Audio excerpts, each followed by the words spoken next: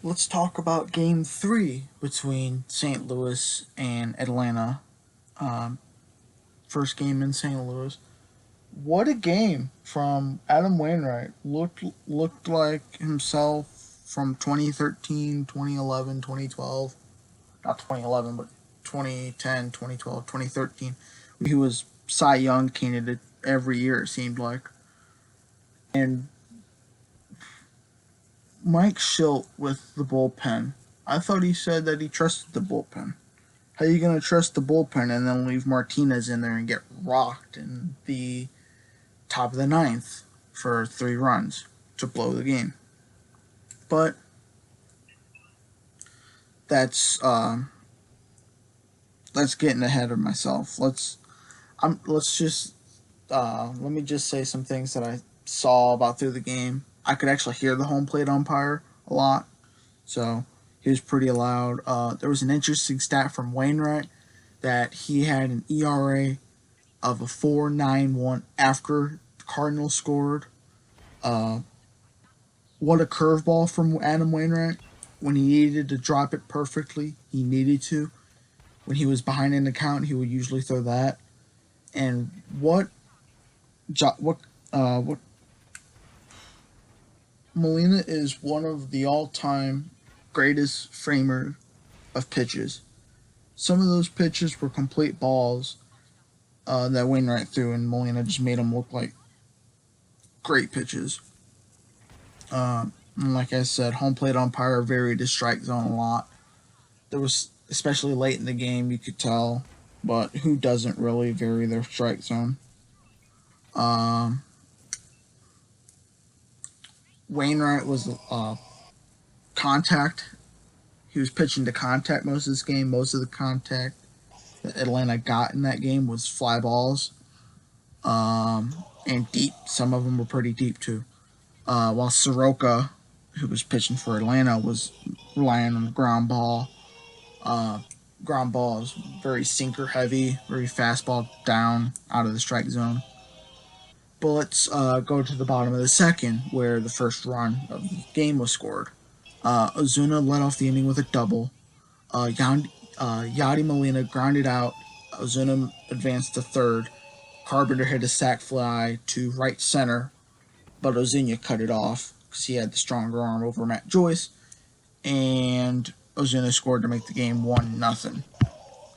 Whenever Carpenter hit the ball, the crack of the bat sounded amazing. Bottom four, I noticed Dansby Swanson's getting a hell of a workout over there. Short. It's just every time the ball gets hit, it seems like Swanson has a magnet on him. The ball is just magnetized to him. And then really just pitching matchup from pretty much the second inning to the top of the eighth. Well, top of the ninth. But top of eighth, Wainwright gets pulled. Wainwright gets pulled through 7 2/3 of an inning and 120 pitches. What a performance from Wainwright, like I said earlier. Andrew Miller comes in to get the last out of the game with bases loaded. Freeman popped up to dead center, which I thought it was a dinger off the bat. It sounded really good. I thought he got all of it. Uh, Mike Soroka lasted 6 innings.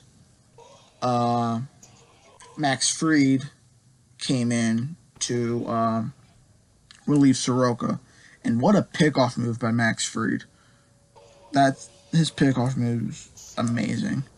But Max Fried comes in, walks Carpenter to lead off the inning, and then Harrison Bader pinch runs for Carpenter. He walks Tommy Edman. DeYoung pops up to Markakis, and then Snitker takes out Fried and puts in O'Day. Schilt takes out Andrew Miller and puts in Jose Martinez to pinch it. Bader got caught stealing, which he moved at the slightest of movements from O'Day. Why would you have no outs? No, you have one out. DeYoung popped up. You have one out, runners on first and second. Why are you stealing on the first sign of movement? That didn't make any sense to me. And then Martinez singled to right in front of Duvall, which if Bader was on second, he could have probably scored. I would say he probably would have, but I'm not. There's always that doubt. You don't really know. And then O'Day is taken out of the game. Sean Newcomb comes in, and then Dexter Fowler flies out to Acuna. Now, top of the ninth. Atlanta had the bullpen problem in game one. St. Louis has it in game two. Carlos Martinez tries to get the save. Josh Donaldson doubles into left field. Martinez struck out Markakis, so there's one out. Hechavarria pinch hits for Sean Newcomb. Billy Hamilton pinch runs for Donaldson. Hechavarria struck out, so you have 2 outs, and you have a 1-0 lead. Hamilton stole third. Carlos Martinez intentionally walks Brian McCann. Rafael Ortega comes in to pinch run for Brian McCann. Dansby Swanson's up to plate. Swanson he's not been a great situational hitter with runners in scoring position with 2 outs. But boy, was he in this game. Swanson hit a missile off the left field wall for a 1-1 score. And then Adam Duvall comes up. Thorn in the side since game 1, it seems like. I think it was game 2, though, where he hit the 2-run dinger. Yeah, it would have been game 2. But pain in the side since game 1. Adam Duvall hits a 2-run double to score. Makes it 3-1. At that point, after Martinez gave up the double to Swanson, how come you're not taking out Martinez? He blew the game. You got to hold that lead, hold that tie. You don't want to make it a bigger comeback than you have to already do. And then he leaves him in, gives up a massive double to Duvall. Why is he not taken out? And then he walks Acuna, and the last pitch he threw up and inside, around, almost up at the chin. And then you could tell when Acuna was going to first base, Yachty was in between him and Martinez, and that's because Acuna hit a homer off of Martinez in game 1, and Martinez took umbrage with it because he didn't hustle down the base path and everything. Martinez shouldn't be worrying about trying to hit him. I don't know if it was on purpose or not. Why would it be on purpose? I don't really know. But you got to protect the score of the game. You have to make sure it don't get out of hand, which at that point it already was. But you got to put out the fire. You got to worry about getting out of the inning. And then finally, Ozzie Albies lines out to Dexter Fowler. Mark Melancon comes in to get the save in the bottom of the ninth. Wong grounded out to Swanson. Still, Swanson's getting his paycheck from his fielding and his hitting in this game. What a play by Freddie Freeman to keep his foot on the bag. They ended up reviewing it. They upheld the ruling. But what a play by Freeman to keep his foot there. Goldschmidt doubled down the right field line with 1 out. Ozuna struck out on a pitch looking. He thought it was inside. Blue ended up calling him out on it. He was not happy. And then Yachty flied out to Acuna to end the game. Braves won 3-1 to take a 2-1 lead in the series. So game 4, which is today, in St. Louis.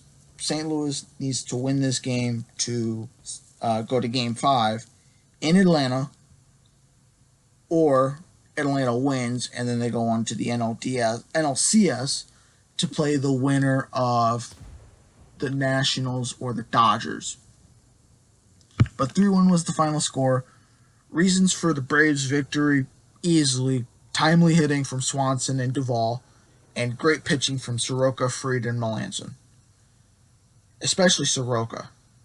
Reasons for Cardinals' loss: pitching in the ninth, and couldn't put up runs, especially in the bottom of the eighth, when you had runners on first and second and one out.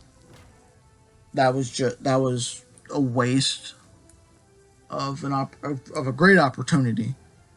But bottom of the ninth is what killed him. Carl, why didn't Silt take out Martinez when he blew that game? I mean, you had Gallegos already warmed up in the bullpen. He was ready to come in. At that point, he may have had to throw a couple more pitches to get ready because he was warming up the previous inning. But still, he should have been ready to come in anyway. But that's really just it. Braves won 3-1. They were the better team. So if you guys liked it, please make sure to hit the like button, subscribe. Yeah, and I just hope Game 4 is as good as Game 3, 2, and 1. I'll see you guys later.